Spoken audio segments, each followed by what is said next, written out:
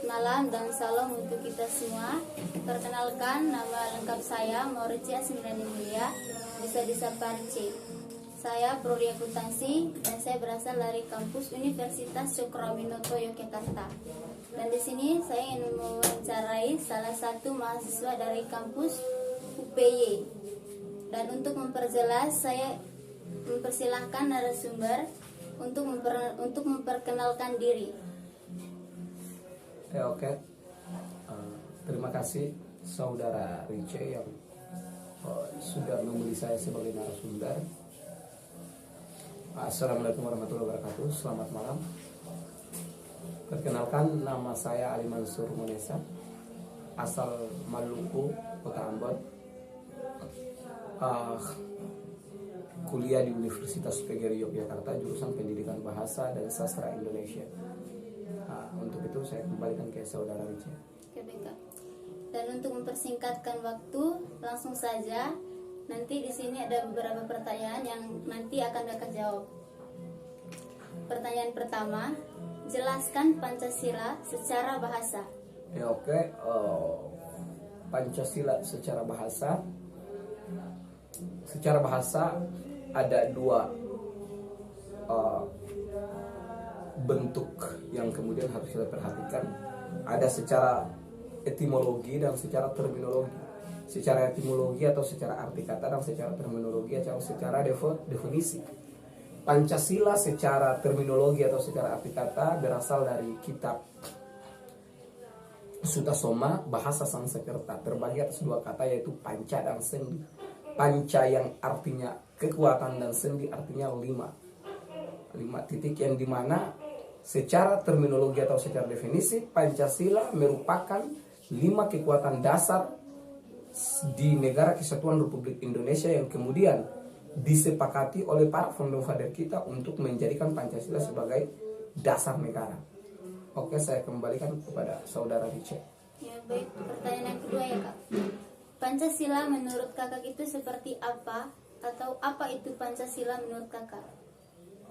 Pancasila menurut pribadi saya berdasarkan literatur yang kemudian sudah saya konsumsi, sumber-sumber epistemologi yang kemudian sudah saya konsumsi dari sekolah dasar, sekolah menengah atas sampai perguruan tinggi, bahwa Pancasila itu merupakan dasar negara.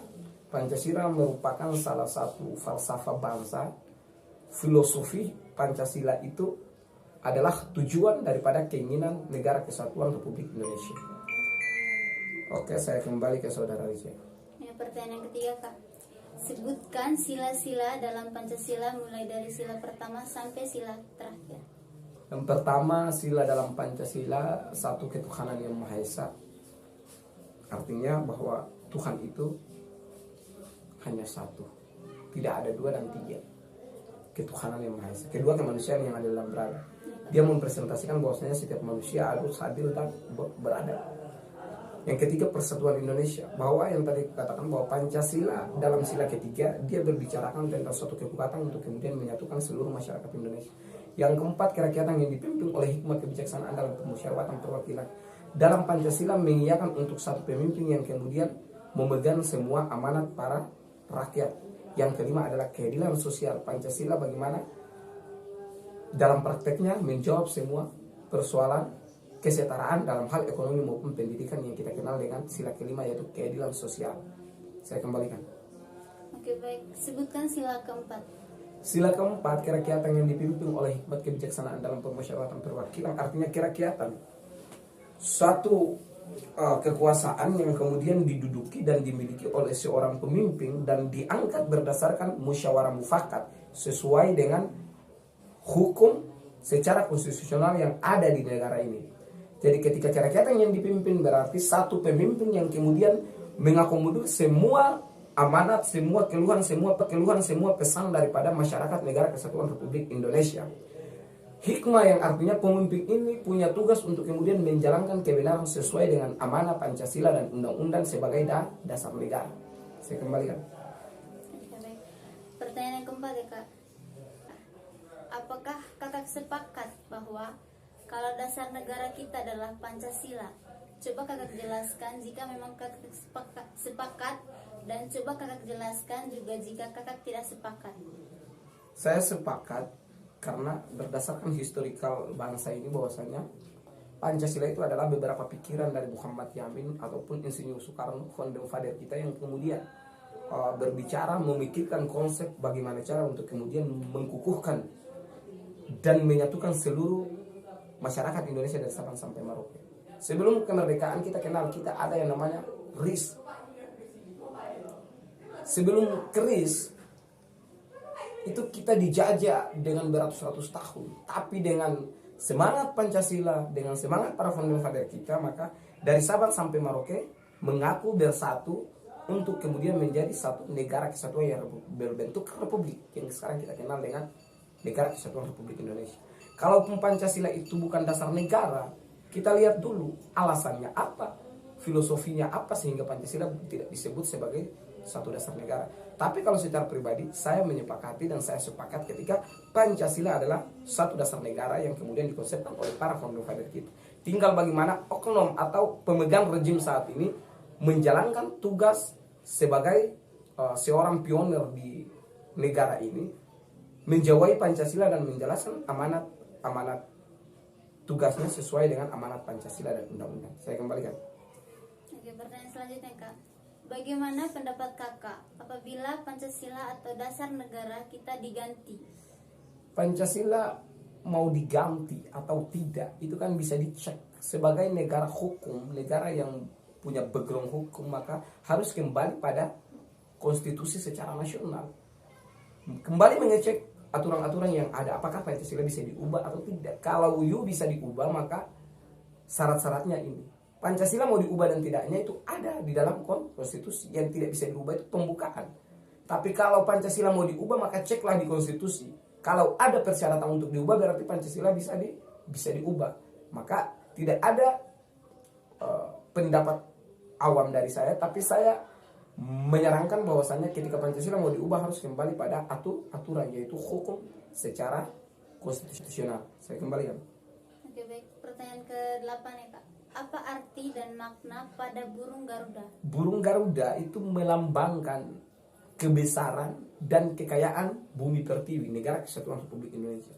Burung Garuda itu burung yang begitu besar dan memiliki warna emas di bagian sisitnya. Itu melambangkan kekayaan sumber daya alam yang begitu besar. Kita tahu sendiri bahwa Indonesia memiliki sumber daya alam yang begitu besar. Emas yang kali ini akan terjadinya tambang-tambang di mana-mana.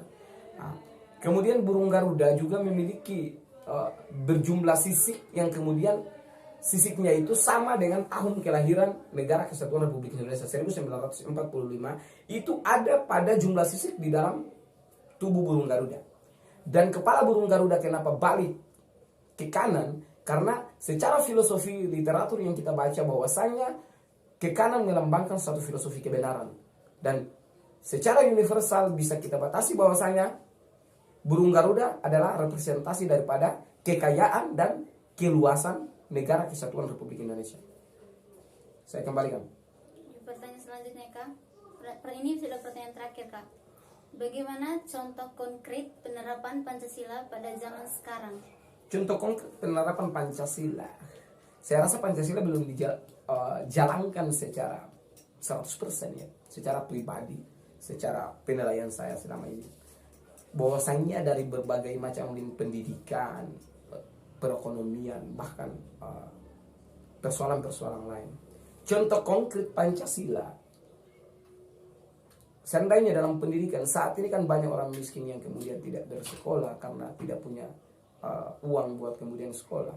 Nah ini sebenarnya kalau kita cek lagi pada Undang-Undang Dasar 1945 bahwasanya pada alinea keempat mencerdaskan kehidupan bangsa adalah negara. Dan kemudian ada sila-sila di dalam Pancasila itu berbicara tentang bagaimana kekuatan suatu negara untuk kemudian mencerdaskan kehidupan bangsa. Karena pendidikan sebagai senjata untuk generasi dan untuk masa depan bangsa, seharusnya negara harus memperhatikan salah satunya dari sudut pandang pendidikan. Tapi saat ini banyak orang-orang yang kemudian tidak menempuh pendidikan tinggi karena berhalangan perekonomian. Nah, saya rasa Pancasila bisa dikonkretkan lewat jalur-jalur itu.